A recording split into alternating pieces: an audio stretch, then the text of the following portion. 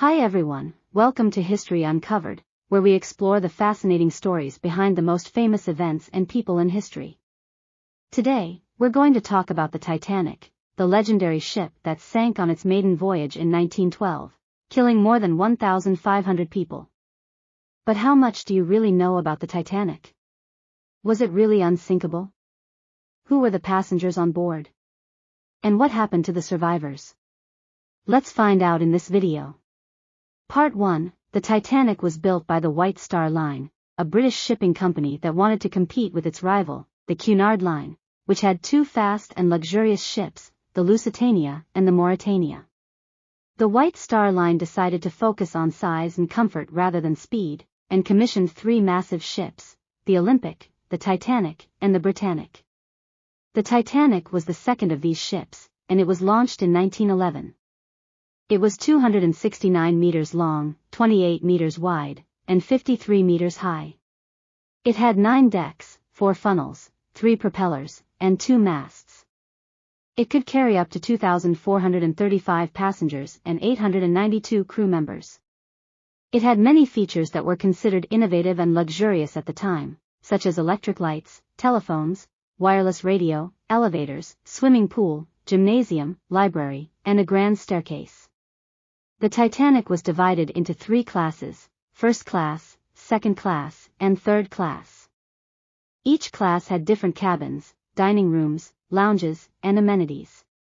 The first class passengers paid up to $4,350 for a ticket, equivalent to about $120,000 today, while the third class passengers paid as low as $20, equivalent to about $550 today. Part 2. The Titanic departed from Southampton, England on April 10, 1912. It stopped at Cherbourg, France and Queenstown, Ireland to pick up more passengers before heading across the Atlantic Ocean towards New York City.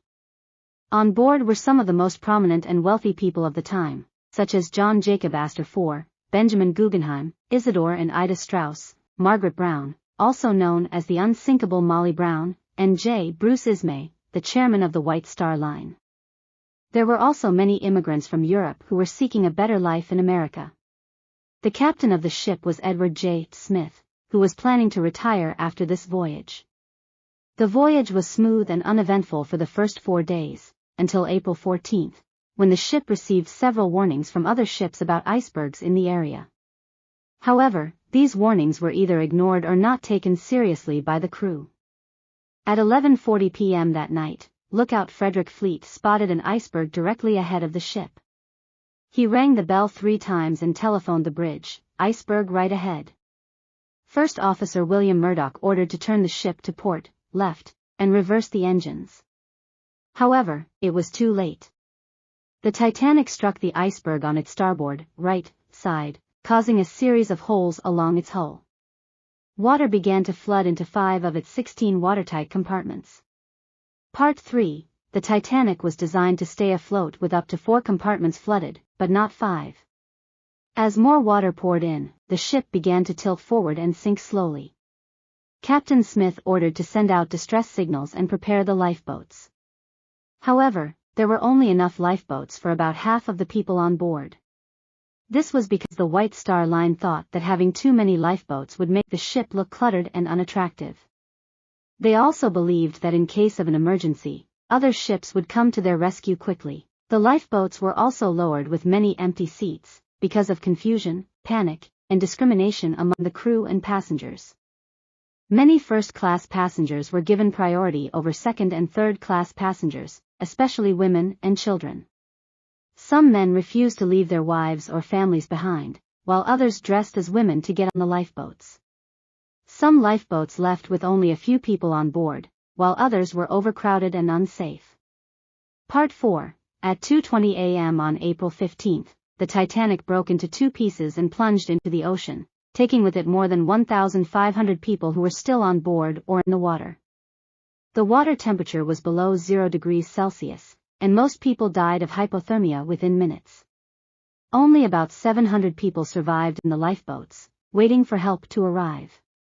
The first ship to reach them was the Carpathia, which arrived at 4:10 a.m. and rescued 705 survivors. The Carpathia took them to New York City, where they were met by crowds of reporters, relatives, and curious spectators. The sinking of the Titanic shocked and saddened the world, and sparked many inquiries, lawsuits, and reforms regarding maritime safety, regulations, and ethics. The Titanic remains one of the most famous and tragic disasters in history, and has inspired many books, movies, and documentaries. The wreck of the Titanic was discovered in 1985 by a team led by Robert Ballard, and lies at a depth of about 3,800 meters in the North Atlantic Ocean.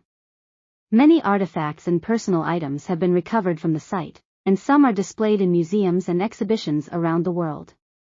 The Titanic is also a symbol of human ambition, pride, and folly, as well as courage, love, and sacrifice.